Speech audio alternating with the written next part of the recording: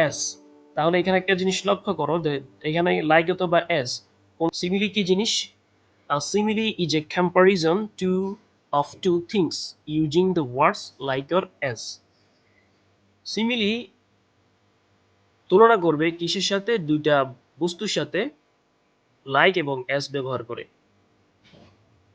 তাহলে এই যে তুলনাটা এটা হবে মতো, সরাসরি তুলনা না, কিন্তু ইনডিরেক্ট একটা কম্পারিজন হবে এটা।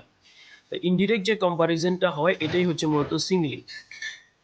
যেমন এখানে ও বলতেছে দেখো অ্যাজ সুইট অ্যাজ হানি, ও এমন একটা বস্তুকে তুলনা করছে যেটা মধুর মতো। কিসের মতো? মধুর মতো। তাহলে হইতে পারে সেটা ধরো সে কিছু একটা ড্রিঙ্ক করছে, ড্রিঙ্কটা এমন ছিল যে সেটা ওর কাছে খুবই ভালো লাগছে, ভালো লাগার পরে সে তুলনা করছে যে কি অ্যাজ সুইট অ্যাজ হানি, এটা মধুর মতো মিষ্টি ছিল। Reaching like a frightened rabbit, ও দূরাচ্ছে কিসের মতো? র্যাবিটের তো কি র্যাবিট,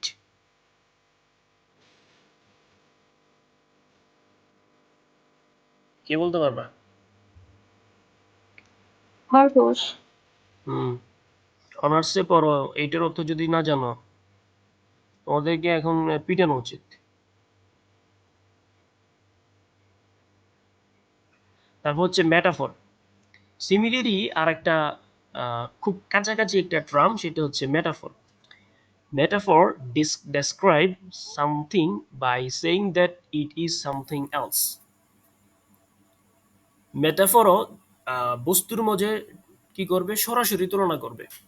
আর সিমিলি ইনডিরেক্টলি তুলনা করে, মেটাফর ডিরেক্টলি কম্পারিজন করে। আমরা জানলাম যে সিমিলি ধরো কারো মতো এরকম ভাবে ইনডিরেক্ট ভাবে তুলনা করবে। ধরো একজন রাইটারকে সে তুলনা করে, যেমন রবীন্দ্রনাথ লাইক অফ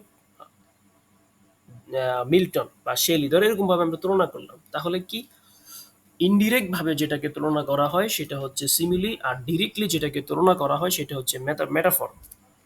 তাহলে মেটাফর আমরা কিভাবে চিনবো? মেটাফর চিনার সবচেয়ে সহজ উপায় হচ্ছে মেটাফরে ইজ থাকবে, এখানে লাইক অথবা এস কোনো শব্দই থাকবে না। দেখো যেমন Ramos is a fig when he eats. এখন র্যামোসকে এখানে সরাসরি কি করছে? তুলনা করছে কি দিয়ে? ইজ দিয়ে। তুমি তখন যখন তোমাকে একটা কবিতা যখন আসবে রিডিং স্কিলে, কবিতা আসার পরে ওইখানে একটা তোমার নিচে দেখবে একটা কোশ্চেন দিবে, এখানে কবি মেটাফর কোথায় কোথায় ইউজ করছে। তো যখন তুমি মেটাফরের এই যে শর্টকাট টেকনিক যেটা, ওটা যদি যখন তুমি জানতে পারবা তখন তুমি মেটাফর ইজিলি ফাইন্ড আউট করতে পারবা। যেমন মেটাফর আমরা চিনবো, মেটাফরে থাকবে ডিরেক্ট কম্পারিজন, থাকবে ইস, এলিমেন্ট হিসেবে থাকবে ইস। আর সিমিলিতে যখন আমরা তুলনা করব, সিমিলিতে থাকবে হচ্ছে লাইক অর এস। তাহলে এখানে একটা জিনিস লক্ষ্য করো যে এখানে লাইক অথবা এস কোনো কোথাও এই দুইটা লাইনের কোথাও কি লাইক এবং এস আছে? না ভাইয়া। না। নাই। তাহলে এখানে কি আছে? ইজ আছে। তাহলে ইজ যেহেতু এখানে আছে, তাহলে আমরা এটাকে কি দিয়ে তুলনা করব? মেটাফর। আমরা এটা বুঝে নিব কি? It's called a metaphor. তাহলে তোমরা তো সহজে বুঝতে পারছো যে কোনটা মেটাফর আর কোনটা সিমিলি। এই দুইটা জিনিস বুঝছো? সবচাইতে বেশি প্রবলেম হয় কিন্তু এই দুইটা জিনিসে, মেটাফর সিমিলিতে, কারণ দুইটাই সিমিলার একটা বিষয়। অনেকে এই দুইটা জিনিসে গোলায় ফেলে যে এটা হয়তো সিমিলি এবং কি মেটাফর দুইটারই তুলনা। তো সিমিলি ইনডিরেক্ট তুলনা করে, মেটাফর ডিরেক্টলি তুলনা করে। যেমন she is an Angel, she is an Angel, তাহলে সে কিসের মতো? এই যে সে কিসের মতো বলছে, সে পরি। শি ইজ অ্যান পরীর মতো। অ্যাঞ্জেল, ডাইরেক্ট পরি। সে বলছে যে না সে পরি, এখানে মতো না। শি ইজ অ্যান অ্যাঞ্জেল, সে একজন পরি। পড়ি। সে একজন কি? পরি। যদি এখানে পড়ি। সিমিলি হতো তাহলে সে বলতো কি?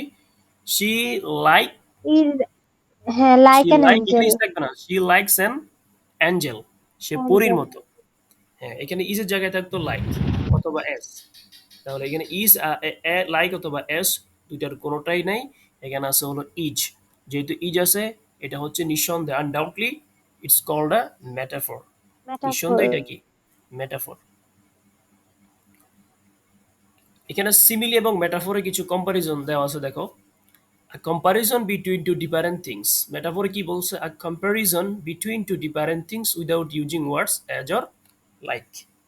তাহলে অ্যাজ অথবা অর অ্যাজ অথবা লাইক থাকলে আমরা বুঝবো সেটা সিমিলি, যদি ইজ থাকে সেটা আমরা বুঝবো কি মেটাফর। মেটাফোর।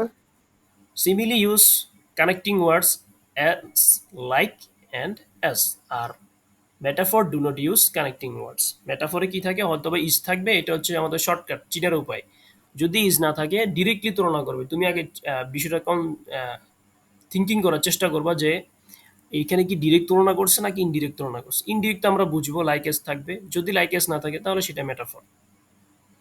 ইজ থাকতে হবে, ইটস নট এ ম্যান্ডেটরি। ইজটা আমরা নিয়েছি কেন, আমরা যাতে খুব সহজে মেটাফরকে আইডেন্টিফাই করতে পারি এই জন্য। ভাইয়া ধরেন হচ্ছে ডাইরেক্টলি যদি মিন করে তাহলে তো বুঝলাম সেটা মেটাফোর, লাইক বা অ্যাস না থাকলে অন্যগুলোর সাথে কি আবার গোলায় যাব? ধরেন সিমিলি মেটাফোর ছাড়াও তো অনেকগুলো আছে। আছে যেগুলো আমি বলতেছি, একটু পরে যাব, দেখবে সবগুলাই আছে।